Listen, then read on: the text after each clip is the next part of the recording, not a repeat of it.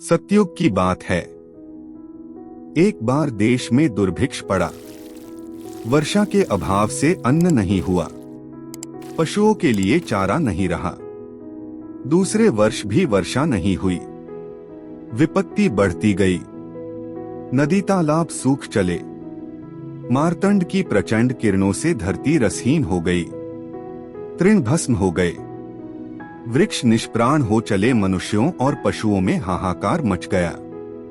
दुर्भिक्ष बढ़ता गया।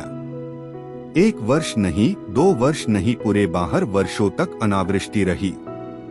लोग त्राहि त्राहि करने लगे। कहीं अन्न नहीं, जल तृण नहीं, वर्षा और शीत ऋतुएं नहीं। सर्वत्र सर्वदा एक ही ग्रीष्म ऋतु। धरती से उड़ती धूल और अग्नि में सनी तेज लू।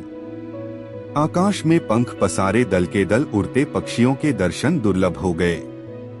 पशु पक्षी ही नहीं, कितने मनुष्य काल के गाल में गए, कोई संख्या नहीं। मातृस्तनों में दूध न पाकर कितने सुकुमार शिशु मृत्यु की गोद में सो गए, कौन जाने। नरकंकालो देखकर करुणा भी करुणा से भीग जाती, किंतु एक मुट्ठी अन्न किसकी कोई कहां से देता।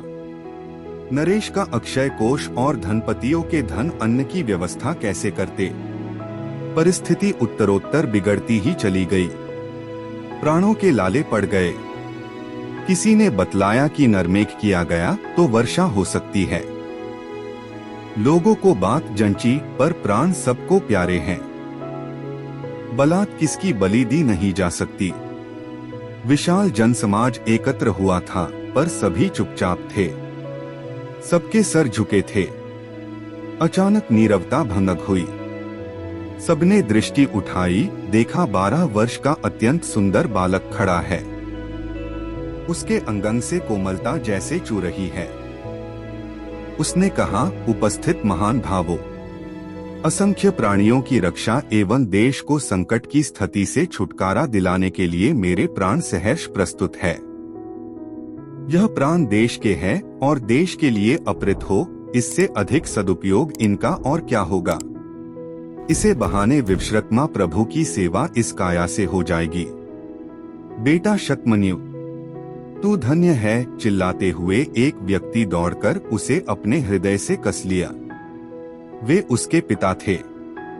तूने अपने पूर्वजों को अमर कर दिया। शतमन्यु की जननी भी वही थी। समीप आ गईं। उनकी आंखें झर रही थी। उन्होंने शतमन्यु को अपनी छाती इस प्रकार चिपका लिया जैसे कभी नहीं छोड़ सकेगी। नियत समय पर समारोह के साथ यज्ञ प्रारंभ हुआ।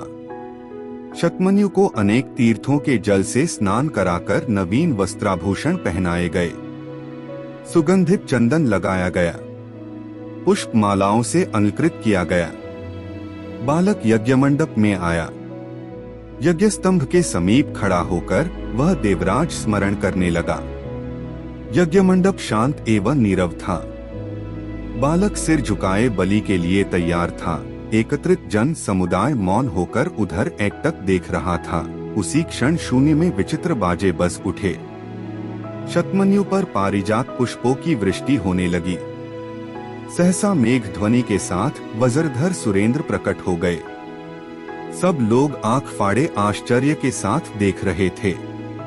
शतमन्यु के मस्तक पर अत्यंत प्यार से अपना वरद हस्त फेरते हुए सुरपति बोले, वत्स, तेरी भक्ति और देश की कल्याण भावना से मैं संतुष्ट हूँ। जिस देश के बालक देश की रक्षा के लिए प्राण अर्पण करने को प्रतिक्षण प्रस्तुत रहते हैं, उस देश का कभी पतन नहीं हो सकता।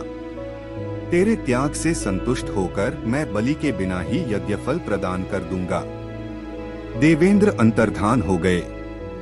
दूसरे दिन इतनी वृष्टि हुई कि धरती पर जल ही जल दिखने लगा। सर्वत्र अत्र जल फल फूल का प्राचुर्य हो गया।